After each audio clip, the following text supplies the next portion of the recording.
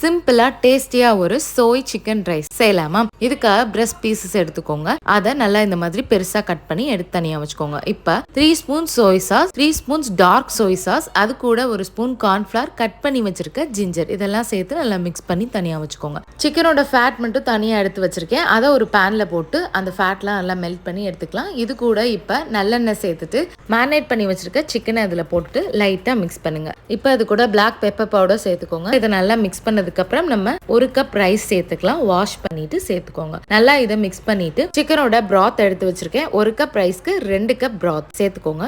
சேர்த்துட்டு நல்லா ஒரு மிக்ஸ் கொடுத்துட்டு இது கூட ஒரு 1/4 ஸ்பூன் ப்ரௌன் சுகர் மட்டும் சேர்த்துட்டு நல்லா மிக்ஸ் பண்ணிட்டு ஃபர்ஸ்ட் 10 மினிட்ஸ் ஃப்ளேம் ஃபுல்ல வச்சுக்கோங்க. அதுக்கப்புறம் கொஞ்சம் சிம்மர் பண்ணிட்டு கீழே ஒரு தோசை தவா வச்சுட்டு அதுக்கு மேல பேன் வச்சு இது ஃபுல்லா குக் ஆகிற வரைக்கும் சிம்மர்லேயே வச்சுக்கோங்க. வச்சு குக் பண்ணா சூப்பரான சோய் சிக்கன் ரைஸ் ரெடி. சாப்பிட்டுட்டு மறக்காம சேனலை சப்ஸ்கிரைப் பண்ணிக்கோங்க. பாய்.